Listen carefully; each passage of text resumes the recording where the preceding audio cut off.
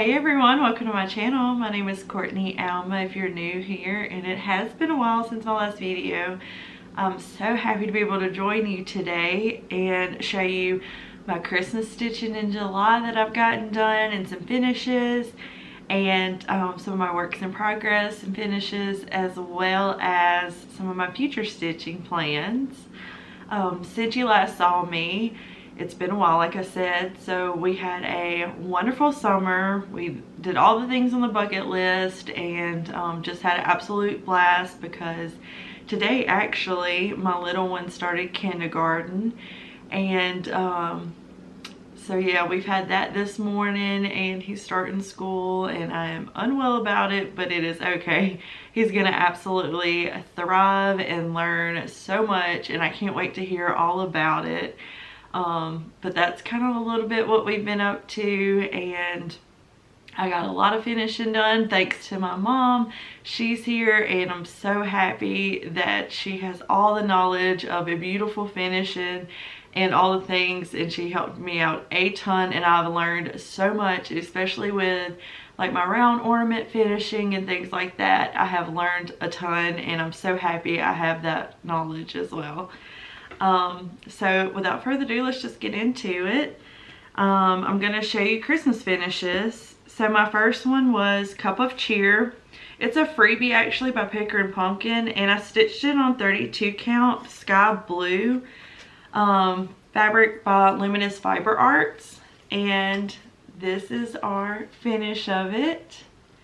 It turned out so beautiful. We went back and forth on finishing how we want to do the bow, but I think it turned out absolutely adorable. And the background fabric with the candy canes and the way the holly is just tied it all together. And I didn't stitch, this freebie does come with a border around it, and I didn't stitch it. I just left it plain. But I think it really pops too on this beautiful blue fabric, and I absolutely love it. It is in a red tobacco basket finished, and so stunning. And that's my first Christmas in July finish this year, or FFO. Alright. The next one is Ho Ho Ho. It's a tier tray tidbit by Stitching with the Housewives. And I just stitched this on just some 28 count like blue fabric that I had, like a scrap piece of fabric that I had that I thought it would look really pretty on. And this was finished as a flat ornament, and I love the little Santa button at the top. He is so cute, and the backing fabric is this beautiful snowflakes in the red. Absolutely stunning, and I cannot wait to have this on my tree. So that's my second FFO. My next one is Freedom Delivery by Stitching with the Housewives. Now this is a part of their 2020 holidays with this Housewives series that they had. And I just stitched this on 16 count charcoal Aida. And this was my finish of Freedom Delivery with the stripes, with it being the flag. I thought worked out perfect for it. So we have the stripes on the back with the bow on top as a flat ornament, and it turned out absolutely perfect. So there's that one. Okay, I have Sleigh Bells Roundabout. This is Stitching with the Housewives. Now I stitched this on 14 count black Aida, and this was actually a release this Christmas in July stitching. So this was a new start and a finish, and then an FFO for this coming up year. And I just thought it had to have some bells on it with being sleigh bells. And so we put some sleigh bells by the ribbon, and the backing fabric is that beautiful check, the beautiful Chelsea's checks. And so that is how we finished that round ornament. And this is when I learned to lace and all the things, how to properly finish a round ornament. And I'm so excited to use all that to use in the future for my round ornaments as well. I also have another one. This is Hot Cocoa. This is a roundabout by Stitching with the Housewives, and I stitched this on 14 count charcoal Aida. and finished similarly the same way, but we also added a gingerbread little button there because of course it just looks so cute with the hot cocoa and the gingerbread man inside of that. And just finished with some beautiful striped fabric, and this one is so beautiful, and just into a round ornament from a tree. And last but not least, absolutely stunning finish of Ornamental Joy by Country Cottage Needleworks. This is stitched on 28 count ivory mocha, and I stitched this last year, and it is finally, I found this piece last year and we put it all together for this Christmas in July FFO, and I am so happy this one is finished. It is absolutely stunning. I love the little Merry Christmas tag too that came on it. We added an extra bow and finished it with some backing of that red snowflake fabric, and she turned out absolutely beautiful, just perfect what I envisioned it to look like, and I'm so happy to have this hanging this year. So this was Ornamental Joy by Country Cottage Needleworks. Right. So now I'm going to move to whips. We're going to talk about some of the whips that I've gotten done. This was a Christmas in July stitching piece that I worked on this year, and I'm so close to finishing it. I don't know why I haven't gotten it done yet. But this is a Classic Christmas by Hands On Design. And I'm stitching on the called for 32 count, the Country French golden needle fabric. And I'm so close to having this finish.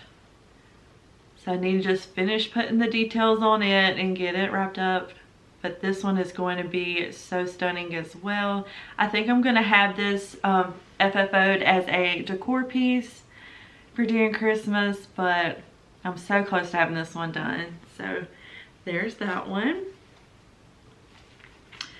A new start I had was August. This is a part of the Calendar Girl series, and this is by Little House Needleworks. And I started August. And here it is. This is on just 28 count vintage, or 32 count vintage country mocha.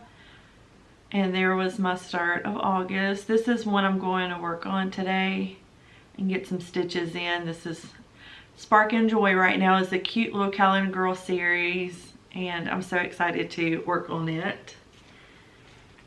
I also have this is in future stitching, which I'll start soon. I have the Little House Needleworks September Calendar Girl. So I will start her to have for September. But she is so cute. Oh, I love it with the apples. So adorable. So I will start her soon and keep going. That is just adorable series. So there's that. Okay, I got some stitching done on a honey of a Tiny Town. A lot of stitching. I'm actually almost done. All I need is the details left.